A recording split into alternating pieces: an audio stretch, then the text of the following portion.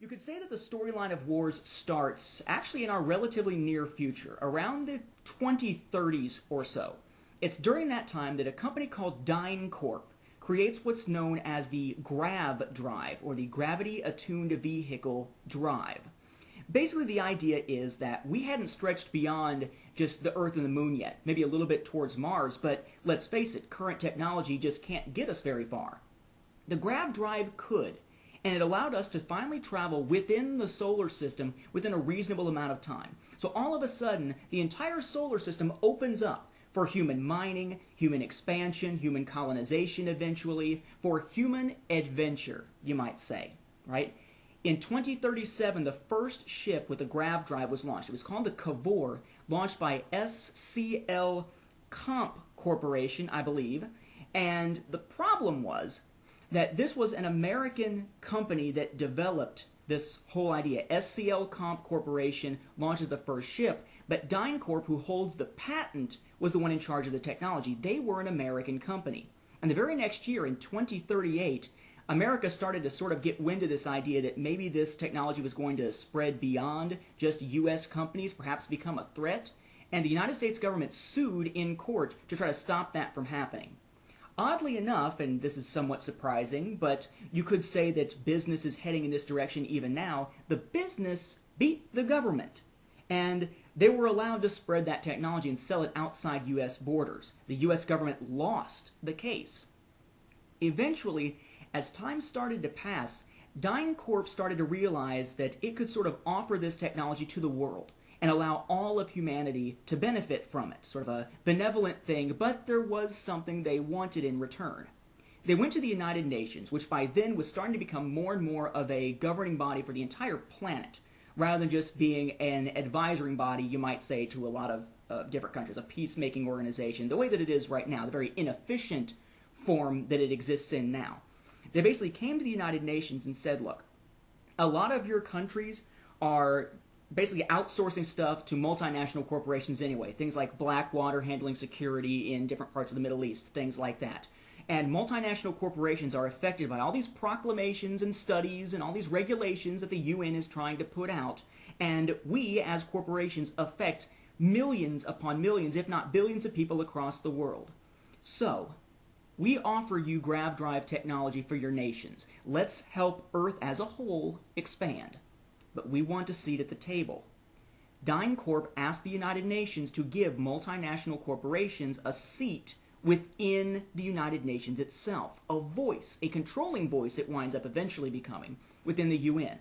And since grav drive technology was so important, the UN Security Council gave in and said, yes, we'll do it. You can have that seat at the table. Slowly but surely, oddly enough, the UN actually became much more efficient over time, because now it was being dominated by these business interests, and businesses know they need to turn a profit. They need to be efficient. They need to use their resources and people well in order to succeed, or they fail. They fall apart, unlike many governments across the globe. So what you wind up finding is the United Nations becomes more and more efficient over time, and you start to see this spread, but slowly across the solar system. We have mining operations, we have small science outposts and things like that. Although, slowly but surely, there are groups of people venturing further and further out, very much like sort of Old West pioneers. Eventually, those on the farthest end of the solar system, in the outer rim, as it's called, these folks start to live sort of a lawless existence, or an existence where they make their own rules, their own laws, you might say, to be a little bit more charitable. They become sort of like the outlaw gangs of the Old West, sometimes working together, sometimes, in fact, usually not working together at all, in fact, being rivals at times to each other.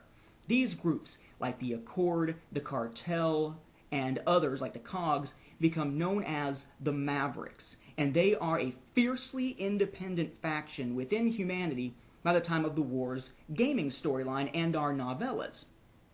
Meanwhile, back on Earth, you have a group known as the, and I always have to look this name up to make sure that I'm not confusing it, the Pan-Asian Nuclear Coalition.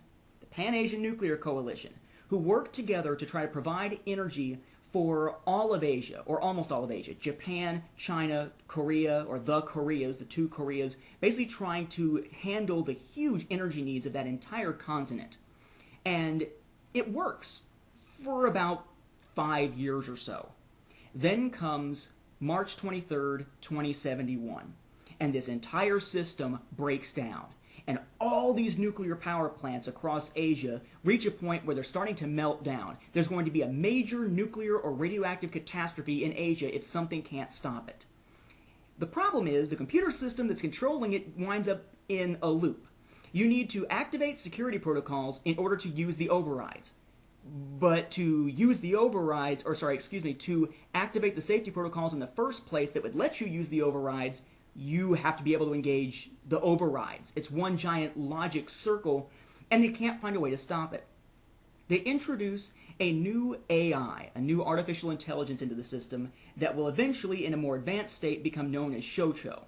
And it steps in at the time once they activate it and stops the catastrophe, but not before radiation has blanketed most of Asia, rendering it relatively uninhabitable for hundreds if not thousands of years. They call it now the Asian Wastes. There's very little left, very little people able to survive there, mostly underground. Those who were out of the country or those who were able to get clear before this became the catastrophe that it was are essentially refugees, and there's a major crisis in the world as far as population, where are these people going to go, resources, and so forth. So an initiative begins where the people who were part of those Asian nations decide they are going to act sort of as pilgrims, very much like the pilgrims that we think of in American history who came from Western Europe and came over to North America to start new colonies, to start a new life. These pilgrims are going to leave Earth entirely, and they're going to go colonize the planet Mars. They do so, and this is backed up by most of the Earth governments, most of the Earth financial institutions, because they want this to happen. It's going to ease the burden on Earth, and it's a great step forward for humanity. These Asian nations send out their pilgrims. They eventually colonize the planet Mars. So what you've got at that point is you've got basically two different planets run by humans, plus the Mavericks out there sort of doing their own thing. Problem is that those cultures start diverging quite a bit.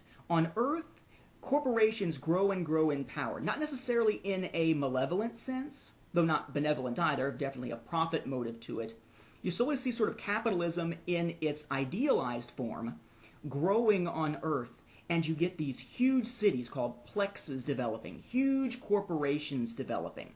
And eventually, right around, I think it's about 2161 or so, you wind up seeing the United Nations, which had become basically a world government, finally get dissolved. And in its place, you get the Central Governance Corporation, or CGC, that organizes things for Earth, works with other corporations like ICOM, Z Labs, some of the other ones, FedGrav, that we'll wind up seeing in the games, seeing in the RPG, and of course in novellas and comic book series. Basically a very corporate culture. Countries don't really matter to people anymore. It's the loyalty to yourself, to your family, and to whatever corporation it is that you happen to be a part of. That's where the loyalties start to lie at this point in time.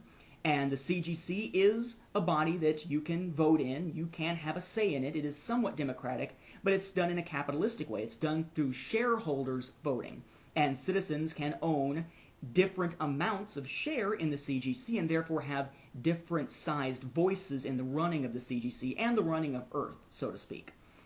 As it's becoming more and more corporate, things on Mars are going very differently.